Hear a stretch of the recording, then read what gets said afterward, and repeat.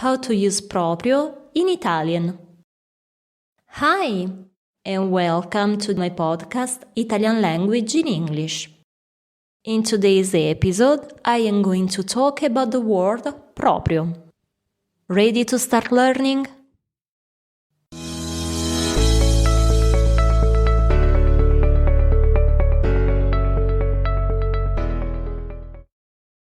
The idea of writing an article about the word proprio was born during a lesson with a student of mine who, on reading a book, noticed that this is a common word in Italian, used with different functions and meanings.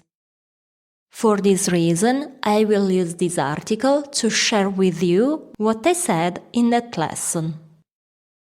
I have tried to simplify the explanation as much as possible by giving only a few hints about grammar and using some synonyms that can best replace the word proprio.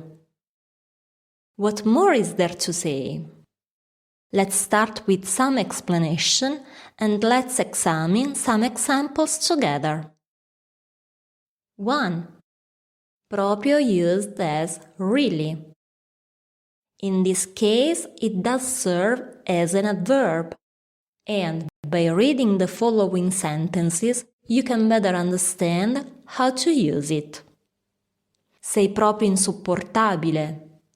You're just unbearable. Sei proprio in gamba. You're really a smart person. Sono davvero orgoglioso di te. I am really proud of you. 2.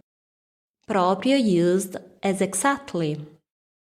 Even in this case, it does serve as an adverb, but its meaning this time is exactly. Read the following sentences. Papà, voglio proprio quel giocattolo. Dad, I want exactly that toy, and no one else. Quello che dici è proprio quello che penso. What you say is exactly what I think. Assaggerò proprio quel dolce. I'll taste that sweet and not another one. 3. Proprio used as just. In this case, it serves to reinforce what we are saying. In fact, the following sentences retain the same meaning even if we eliminate the word proprio. However, without this word, the sentences are less precise as well as less powerful. Proprio pochi giorni fa ho visto un attore famoso. Just a few days ago I saw a famous actor. Ho finito di mangiare proprio poco fa. I just finished eating. Me l'ha detto proprio l'altro giorno. He told me about it just the other day. 4. Proprio used as typical. The word proprio can also get the meaning of typical. In this case, it becomes an adjective, and the final of this adjective can change depending on the accompanying name. Let's look at some examples. Queste tradizioni sono proprie di questa regione.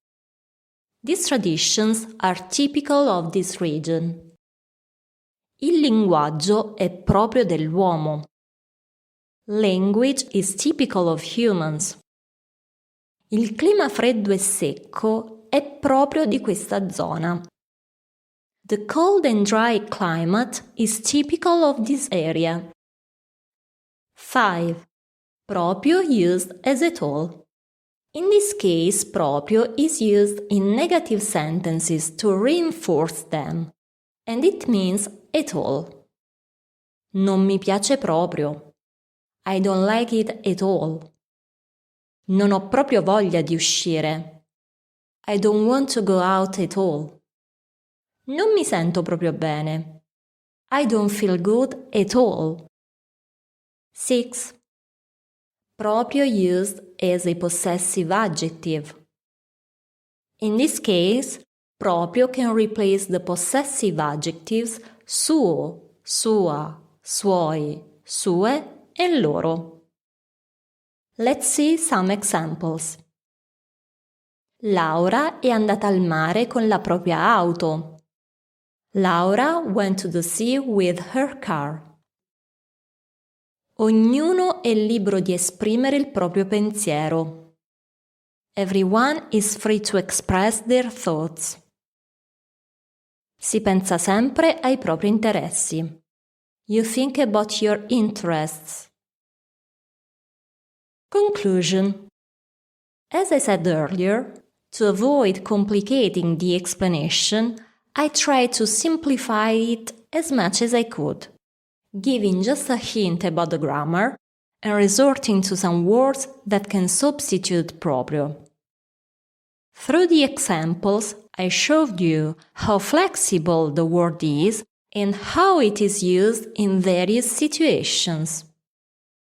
But before I finish this article, I want to give you some advice.